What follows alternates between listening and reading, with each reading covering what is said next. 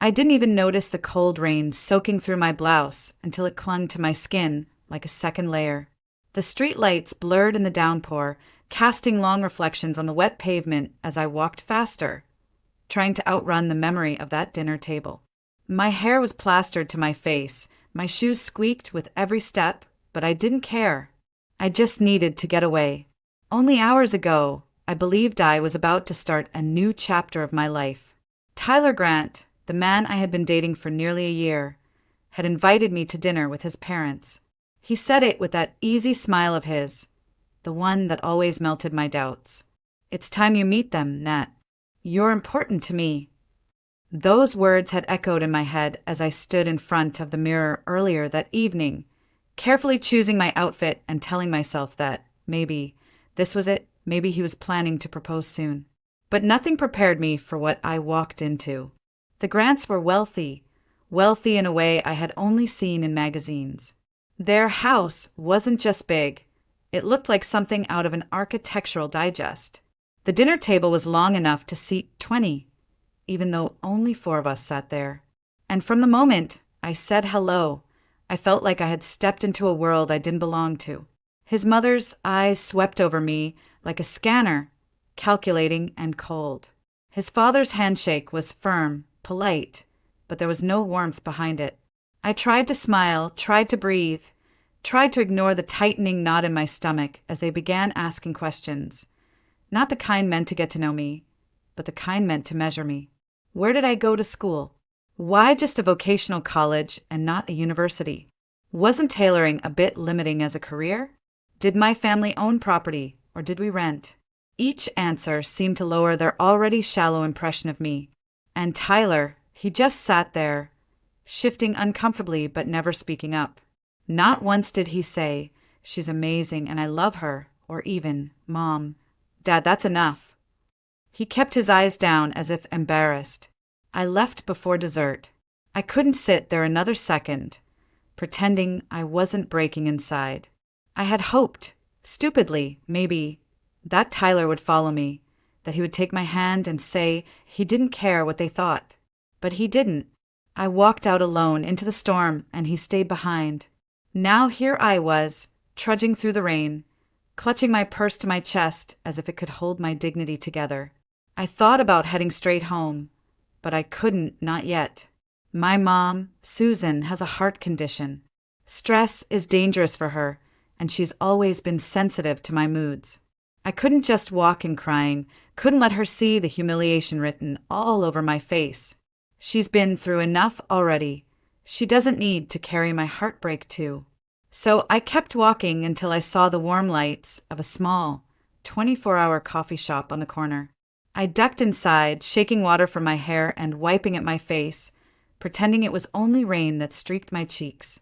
The smell of roasted coffee beans wrapped around me like a blanket, and for a moment I let myself breathe. But then it hit me. This wasn't just about Tyler or his parents. This was about me. About every time I'd told myself I wasn't good enough because I didn't have a fancy degree or a trust fund. About every late night I'd spent at the sewing machine, building a dream so small I thought it barely counted. And about how I'd pinned so much hope on someone who, when it really mattered, stayed silent. I curled my hands around a steaming cup of coffee and stared out at the rain. It blurred everything, cars, lights, people rushing by, but it couldn't blur the truth I was finally beginning to see. This wasn't the end of my story. Maybe it was just the brutal, messy beginning of something I hadn't yet imagined. When I was a little girl, it was just me and Mom. No brothers, no sisters, no dad waiting at the door when we came home.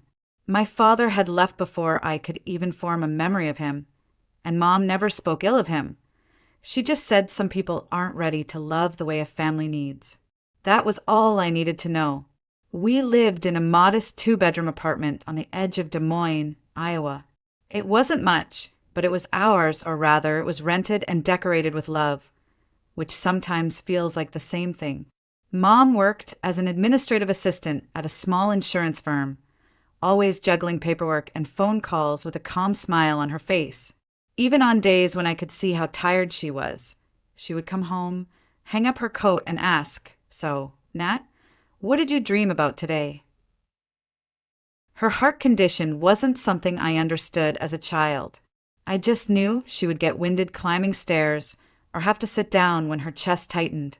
As I grew older, I realized how fragile she really was and how strong at the same time. Doctors had told her years ago not to risk pregnancy because of her weak heart, but she decided life without me wasn't worth living. She always said, "I wanted you, Natalie. You were my dream before you were even born."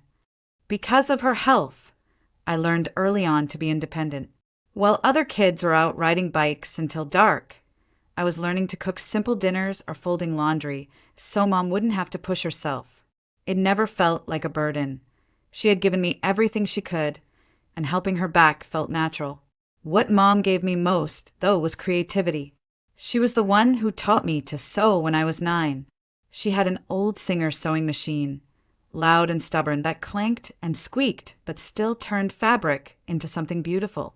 I remember sitting at that machine, my feet barely reaching the pedal, sewing crooked lines on scraps of old fabric while Mom clapped like I'd just finished a runway show. She would always say, "Your hands are gentle, Nat, and that means you'll make something beautiful out of this world." By the time I hit high school, I knew I wanted to design and make clothes. Not big fashion lines or glossy magazines, just simple, elegant dresses that made real women feel special. I didn't have the money or the grades for a fancy design school, but I enrolled in a vocational program right after graduation. People sometimes looked at me funny when I said I was going to be a seamstress, like it wasn't ambitious enough. But Mom's eyes would light up every time she saw me working, and that was enough. We didn't have much money, and I'll admit, sometimes it was hard. There were Christmases when the gifts were handmade and birthdays when dinner was just spaghetti and bread. But we laughed a lot. We made jokes about our squeaky old couch, painted the kitchen cabinets ourselves one summer, and turned the living room into a makeshift runway when I finished my first real dress. Still, there were nights when I could hear Mom crying softly in her room, trying to be quiet so I wouldn't notice. I knew she worried about the future, about what would happen if her heart got worse, about how I'd take care of myself if something happened to her. And even though I was young, I promised myself I'd find a way to make life better for us. That promise is why I worked so hard, why I took extra shifts at the alteration shop, why I rarely went out. Meeting Tyler felt like the universe rewarding me for all of that effort. He made me feel seen, like someone finally understood that I wasn't just some girl with a sewing machine. And maybe that's why his silence at dinner hurt so much, because it shattered not just the idea of him, but the idea that all my hard work had finally brought me to someone who valued me. Mom didn't know any of this yet. She only knew I'd gone out to meet someone important and hadn't come home with the glow she expected. She was waiting, fragile and hopeful, completely unaware that her daughter's heart had just been cracked open. But I wasn't ready to tell her not yet. She had enough on her plate, and soon I'd find out she had more to face than either of us realized. I still remember the first time I met Tyler Grant like it was yesterday. It was at a small fundraising dance my friend Lily had begged me to attend. I almost didn't go. I was tired from working a double shift at the alteration shop, and I didn't own anything that felt worthy of a fundraiser. But Lily insisted, and I gave in, pulling out a simple navy dress I'd made myself months earlier. The venue was beautiful, string lights wrapped around pillars, soft jazz floating through the air, people mingling in suits and dresses that cost more than my monthly rent. I felt out of place the moment I walked in, clinging to a plastic cup of punch like it was my shield. And then Tyler walked over. He wasn't like the others, not at first glance. He didn't flash that arrogant smirk I'd seen on some of the guys there. Instead, he had this warm, confident smile, like he actually wanted to talk to me. His dark hair was neatly styled, his suit obviously custom, but there was something easy about him. "Is this your first time at one of these?" he asked, leaning slightly so I could hear him over the music. I nodded, smiling nervously. "Is it that obvious?" He grinned, a little, but that's not a bad thing. Sometimes the people who don't belong at these things are the most interesting ones here. I laughed, feeling an unexpected spark. We talked for what felt like hours that night about my job, his studies at a business school, our favorite places to eat in the city. He didn't seem fazed when I said I was a seamstress. In fact, he looked impressed. You actually make clothes? That's amazing. I can barely sew a button back on. From that night, things moved quickly. He called the next day, took me out for coffee, then dinner, then movies. Tyler had this energy about him. Like life was a game he'd already figured out how to win. He came from money. That was clear, but he never rubbed it in my face. He drove a nice car, wore watches worth more than my entire wardrobe, but he still laughed at my thrift store jokes and claimed he liked my home-cooked meals better than anything fancy. For months, I let myself believe I'd found someone who saw me, really saw me. Someone who didn't care that I didn't have a degree from some big-name university or a family name worth dropping at cocktail parties. But there were small signs I ignored, like how he never really invited me to his family's gatherings, or how he changed the subject when I asked about his parents. They're private, he'd say. You'll meet them eventually. And I held on to that eventually like it was a promise. I imagined meeting them and proving I was worthy, that I wasn't just some girl with a sewing machine, but someone who could build a future with their son. Tyler seemed to like my independence, at least on the surface. He'd watch me work late at the shop, sometimes stopping by to bring me coffee, saying, "You're the hardest working person I know." Those moments felt real. He even talked about travel plans, New York for the holidays, maybe a road trip next summer. I thought he was serious about us. Looking back, I wonder if he ever was. Because when he finally said, "It's time you meet my parents," I thought it meant he was ready to take the next step. But maybe it was just a box he needed to check off. One more thing to make his life look complete. I told Mom the night before the dinner. She smiled so big it nearly brought tears to my eyes. "See, I told you good things happen to good people, Nat," she said, touching my cheek softly. I didn't tell her how nervous I was about impressing his parents, about not being enough. The truth was I was terrified, but I wanted to believe in Tyler, in us. That's why I said yes, why I put on that soft peach blouse I'd sewn myself, why I rehearsed polite conversation in my head on the way there. I had no idea how much that one night would change everything. When Tyler told me his parents wanted to meet me, my first reaction was excitement, quickly followed by panic. "Friday night at our family place," he said casually, like it was no big deal. "Just dinner, Nat. They'll love you." I smiled and nodded, but inside I felt the weight of it settle like a stone in my stomach. His parents owned multiple businesses across Iowa, auto dealerships, real estate investments, even a stake in some tech company.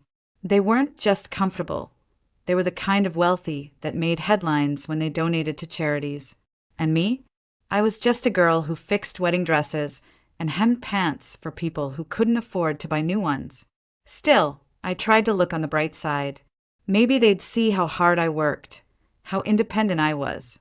Maybe they'd see I cared for Tyler for who he was, not for what he had. Friday came with a steady drizzle that refused to stop all afternoon. I wore a soft blue dress I'd made from a discounted fabric bolt months earlier, simple yet elegant, paired with modest heels. I couldn't afford a taxi and Tyler had been tied up at work, so I decided to take the bus across town. That's when I saw her. The bus was nearly empty, but at the front, a frail woman in a tan coat and knitted hat stood, clutching an old fabric bag. She was arguing quietly with the driver, her voice trembling. "I just need to get to the hospital. My grandson's there. I'll pay you back tomorrow, I swear." The driver shook his head. "Ma'am, I'm sorry, but I can't let you ride without fare." People looked away, pretending not to hear, but I couldn't. Something about the way she stood there, trying so hard to maintain her dignity, even as tears welled in her eyes, hit me in the chest. I stood up and walked over, fishing out enough for 2 fares. "Here," I said softly, handing the driver the bills. The woman turned to me, startled. "Oh no, sweetheart, I can't. It's fine," I said, smiling. "Just sit down." "You said hospital, right? Which one?" She hesitated, then whispered, "Mercy General. My grandson had an accident. They say he'll be okay, but I need to be there." I nodded. "Then you definitely shouldn't be standing here arguing." For a moment, something like relief crossed her face, and she grasped my hand. "Thank you. I don't know how to repay you." "You don't have to," I replied, moving back to my seat. She sat across from me, still holding her bag tightly. After a moment, she spoke again, her voice quiet but warm. "I'm Jeanette Miller, and you are—" "Natalie. Natalie Cooper." She smiled faintly. "Natalie, you've got a kind heart. The world doesn't see enough of that anymore." We rode in silence for a while after that, the only sounds the hum of the bus and the rain tapping against the windows. She got off 3 stops before mine, turning to wave at me. "I'll remember this, sweetheart," she said. I smiled back, thinking it was just something people said. At the time, I had no idea how much that moment would matter. By the time I arrived at the Grand Estate, the drizzle had turned into a full downpour. Their house loomed like a mansion straight out of a movie, columns, landscape gardens, even a fountain at the front. I paused at the gate, took a deep breath, and told myself to hold my head high. I could do this. Inside, I wiped raindrops from my dress, rehearsing polite greetings in my head. Smile, shake hands, compliment the home. Don't talk too much about work unless they ask. I thought the hardest part of the evening would be my nerves. I didn't realize it would be something far worse. Something that would make the bus ride, the rain, even the worry about my dress seem so small. The butler, I didn't even know people actually had butlers, opened the door and ushered me into a foyer so big it could have held my entire apartment twice over. Marble floors, a chandelier dripping with crystal, and a staircase that curved like something out of a historical drama. I smoothed the skirt of my dress and tried to swallow the lump in my throat. Tyler came down the stairs, smiling that easy smile I'd fallen for. "You made it," he said, kissing my cheek quickly. For a moment, I relaxed. Maybe I'd overthought this. Maybe his parents really would welcome me. He led me into the dining room, where his parents were already seated at a table long enough to host a small wedding. His father, tall and broad-shouldered, rose slightly to shake my hand. "Ms. Cooper," he said, polite but distant, like he was greeting a business associate he didn't plan to see again. His mother, in a flawless cream blouse and pearls that probably cost more than my car, gave me a once-over and a smile so tight it could have cut glass. "Natalie, is it? We've heard some things." Her voice trailed off like there was more she wanted to say, but decided not to yet. I smiled, pulling out a chair. "Thank you for inviting me. Your home is beautiful." His mother tilted her head slightly. "Yes, we do our best." She didn't ask me to sit. She just went back to adjusting her napkin. Dinner started with small talk, the weather, some local charity gala they were sponsoring, a new investment Tyler's father was making. I tried to add little comments here and there, but every time I did, there was a pause, a glance between them, the kind of glance that says she doesn't belong here. Then came the questions. "So, Natalie," his mother began, her fork clinking softly against her plate, "you're a seamstress?" "Yes," I said, forcing cheerfulness into my tone. "I design and alter dresses, mostly bridal and formal wear, but I'm hoping to expand into custom evening gowns." She murmured. "And where did you go to school for that?" "I went to a vocational college here in Des Moines," I replied. Her lips curved into something that might have been a smile, but wasn't. "Oh, not a 4-year university." I felt my face warm. "No, ma'am. I chose a faster program so I could start working and helping my mom sooner." "Helping your mother?" Tyler's father interjected, his tone curious but edged. "Is she unwell?" I hesitated, wondering how much to say. "She has a heart condition. I live with her, so I can help when she needs it." His mother's eyes flicked toward Tyler, then back to me.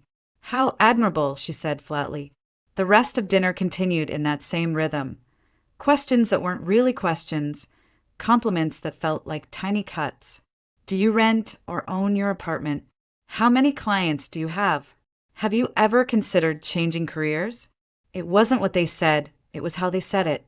I could feel myself shrinking with each passing minute. And Tyler, he just sat there. He laughed at his father's jokes, nodded when his mother spoke, but he never once stepped in to say, "She's amazing and I love her." He didn't defend me, didn't ease the tension, didn't even look me in the eye when I tried to catch his gaze. By the time dessert was served, my appetite was gone. I placed my napkin on the table and forced a smile. "Thank you so much for dinner. I'm afraid I need to get going. Early morning at work tomorrow." His mother's expression didn't change. "Of course. It was enlightening to meet you." I stood, clutching my purse, waiting, hoping for Tyler to follow me, to at least ask if I was okay. But he stayed seated, murmuring something to his father as if I'd already left. So I walked out alone. The rain outside had turned heavier, but I didn't care. Each drop masked the tears spilling from my eyes. I wrapped my arms around myself and started walking, the sound of my heels slapping against the wet pavement drowning out the ache in my chest. Somewhere deep down, I knew that night wasn't just a bad dinner. It was the end of something I had believed in, and maybe, in its own painful way, the beginning of something else entirely. When I finally made it home that night, I stood in the hallway for a full minute, trying to force a smile onto my face before opening the door. My mom's health was fragile, and the last thing she needed was to see her daughter broken and dripping, wet like a character in some tragic movie. I took a deep breath, wiped my face with my sleeve, and stepped inside. "Nat, is that you?" Mom called from her bedroom. Her voice carried the same gentle warmth it always had, but there was a hint of fatigue underneath. "Yeah, Mom. Just got in." I kicked off my soaked heels and tried to sound cheerful. "It's pouring out there. I think I set a new record for walking in heels." She chuckled softly. "That's my girl. Did everything go well tonight?" I hesitated for just a fraction of a second before answering. "Yeah, it was fine. Just tired, that's all." I could hear the rustling of her blankets as she shifted in bed. "You work too hard, sweetheart. Don't forget to rest." "I won't, Mom," I said, heading straight to the shower before she could see my face and ask the questions I wasn't ready to answer. Under the hot water, I let myself cry again, quietly so she wouldn't hear. The sting of humiliation from Tyler's silence, the cold judgment in his mother's eyes, all of it spilled out and swirled down the drain. For the next few days, I threw myself into work, hoping that if I stayed busy enough, the ache would fade. But life, it seems, had more storms waiting. One morning, I found Mom sitting at the kitchen table, pale and holding her chest. "Mom, what's wrong?" I rushed to her side, and she tried to wave me off. "Just a little dizzy. It happens." But I could see the truth in her eyes. She was scared too. We went to her cardiologist that afternoon, and after several tests, we were referred to a specialist at Mercy General. He was kind but direct. "Your mother's condition has worsened significantly. The medication is no longer enough. She needs surgery, and soon." My heart dropped. "Surgery? How soon?" "Within the next month, ideally within weeks. Without it, her risk of heart failure increases drastically." I nodded, trying to keep my voice steady. "Okay, how much will it cost?" He hesitated. That hesitation told me everything before he even spoke. For someone uninsured at this level, we're looking at, well, somewhere in the range of $80,000 to $100,000. I felt the air leave my lungs. That was more than I made in 2 years, maybe 3. "Is there any assistance program?" "There are charity programs and grants," he said, "but most are targeted toward pediatric cases or certain demographics. I can give you a list of foundations to contact," but his voice softened. "Be prepared for it to take time." Time. That was the one thing we didn't have. That night, I sat at our tiny kitchen table long after Mom went to bed, staring at the crumpled list of phone numbers and websites the doctor had given me. I called every single one over the next few days, explaining our situation, begging for help. Some were polite but firm. We're not taking new adult cases at this time. Others didn't even return my calls. One woman sighed and said, "I'm sorry, sweetheart, but this just isn't the kind of story donors open their wallets for. If you had young kids at home or some tragic accident, people react differently." I wanted to scream. My mom's life was on the line, wasn't that enough? Finally, out of desperation, I did something I swore I wouldn't do. I called Tyler. He picked up on the second ring, sounding surprised. "Nat? Hey, I wasn't expecting to hear from you."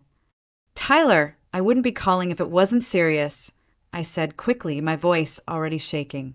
"My mom needs surgery, heart surgery, and we don't have the money. I thought maybe," I swallowed.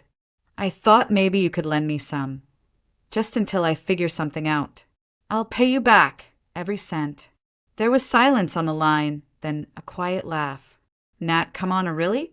I knew something like this would happen eventually. My mom literally warned me about this exact thing. She said if we split, you'd probably find some excuse to." "Tyler, that's not what this is." I interrupted, tears burning my eyes. "I'm not asking for me. I'm asking for my mom's life." "Yeah, well, I'm sorry she's sick, but I'm not a bank. Don't call me again, okay?" And with that, he hung up. I stared at my phone, the words still echoing in my ears. Don't call me again. For the first time in years, I felt completely powerless. My world had narrowed to two impossible choices: watch my mom's health decline or find a miracle. And miracles, at least in my experience, didn't show up on cue. But sometimes, kindness has a way of circling back when you least expect it. 2 days after Tyler hung up on me, I sat on a bench outside Mercy General, my head buried in my hands. I had spent the morning at work, but couldn't focus, so I left early. Mom was inside getting pre-op testing, though we still didn't know how we would pay for the surgery. I stared at the cracked pavement, feeling like life had just pulled the rug out from under me. That's when I heard a familiar voice. "Sweetheart? Natalie, is that you?" I looked up, blinking through tears. Standing in front of me was the elderly woman from the bus, the one I had bought a ticket for days earlier. Her tan coat was the same, her eyes still soft but now brighter. "Mrs. Miller?" I said, surprised. She smiled and reached for my hands. "I told you I'd remember you. Are you all right, honey? You look like I did the day I lost my husband." I shook my head, embarrassed. It's just been a bad week. My mom's here. She needs heart surgery, but we don't have the money to pay for it. I don't know what to do." For a moment, she studied me, then slowly sat down beside me. "You're the girl who gave me bus fare when I had nothing in my pockets. You didn't even think about it, did you?" I shrugged. It wasn't a big deal. "It was to me," she said firmly. "That day, my grandson was hurt in an accident.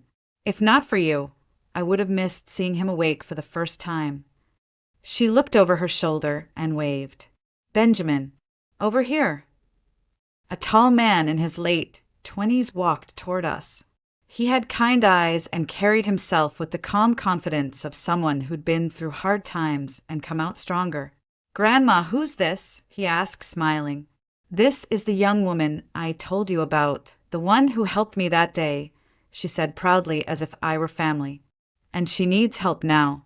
I wanted to protest, to tell her she didn't owe me anything, but the words stuck in my throat. Ben sat down on my other side. "Tell me what's going on."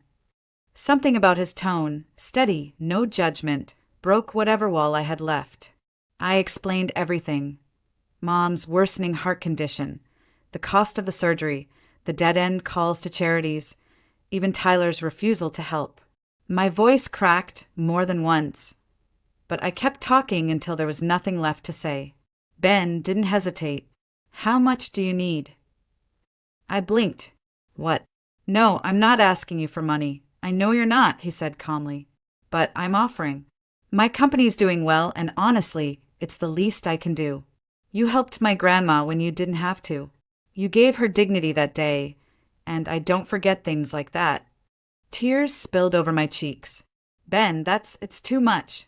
I can't, he shook his head. You can and you will, because this isn't charity, it's an investment in someone who clearly deserves it. Your mom deserves to live without worrying if her daughter is drowning in debt. Mrs. Miller placed her hand on mine. You helped me see my grandson. Now, let us help you keep your mother. For a long moment, I just sat there holding both their hands, overwhelmed by the sheer kindness of strangers who suddenly didn't feel like strangers anymore. Ben pulled out his phone. I'll call the hospital billing department and make arrangements. And Natalie, what do you dream of doing besides worrying about bills? I hesitated, then smiled shyly. I've always wanted to open my own bridal studio, designing custom dresses instead of just altering other people's work. He grinned. Perfect. Once your mom's healthy, we'll talk about that too. I know a few investors who love supporting local talent. I stared at him, stunned. Why would you do that for me? His expression softened. Because kindness deserves to be paid forward. And because you remind me of my grandma. Quiet strength, even when life's unfair. People like you, you're rare. For the first time in weeks, I felt hope, not the fragile, desperate kind, but something real, steady, like the first warm day after a long winter. As we walked back into the hospital together, I glanced at the gray sky outside and felt something shift inside me. Sometimes life breaks you, so you can see who's truly there to help pick up the pieces. The surgery was scheduled for the following week, and thanks to Ben's immediate intervention, the hospital cleared the financial hold in less than 48 hours. I couldn't believe it when the billing manager called me directly to confirm, your mother's surgery is fully funded. You don't need to worry about payment. I sat there in stunned silence before whispering, thank you, over and over until my voice gave out. On the morning of the procedure, Mom gripped my hand as they wheeled her into the operating room. Natalie, she said softly, don't let this scare you. Life has a way of turning pain into something beautiful. You just have to let it. I smiled, though tears blurred my vision. I'm not scared, Mom. Not anymore. The surgery lasted 6 hours. I paced the waiting room, clutching my phone like a lifeline. Ben and his grandmother stayed with me the entire time, bringing coffee, making quiet conversation, even distracting me with funny stories about Ben's childhood mishaps. It felt surreal how only a week earlier they were strangers, and now they were a lifeline. Finally, the surgeon walked out with a tired smile. It went perfectly. She's stable and resting. With proper recovery, she has an excellent prognosis. Relief crashed over me like a wave, leaving me shaky but lighter than I'd felt in months. I thanked him, thanked every nurse in sight, and then collapsed into a chair, crying, not from fear this time, but from sheer gratitude. The next few months passed in a blur of hospital visits, medication schedules, and slow recovery milestones. Mom grew stronger each week, her cheeks gaining color, her laugh coming easier. Only after 3 months did her doctors confirm she could return to her normal daily routine. She kept saying, I feel like I've been given a second life. True to his word, Ben didn't disappear after writing a check. He visited often, bringing flowers for Mom and coffee for me, asking about my dream studio like it wasn't just idle conversation. One afternoon, while Mom was napping, he sat at our tiny kitchen table, spreading out some documents. I wasn't kidding about investing in your future, Natalie, he said. I know you want your own bridal studio. I want to help you make it real. I stared at him, stunned. Ben, you've already done too much. He smiled. You call saving a life too much? This is nothing. I've seen your work. It's incredible. You don't just sew. You create moments people never forget. You deserve the chance to do it your way. It took some convincing, but eventually I said yes. Not because I wanted charity, but because I finally believed I was worth believing in. 9 months after my mom had fully recovered, Cooper Bridal finally opened its doors in a cozy downtown space. It had taken months of planning, licensing, renovations, and building my client list, but at last the dream was real.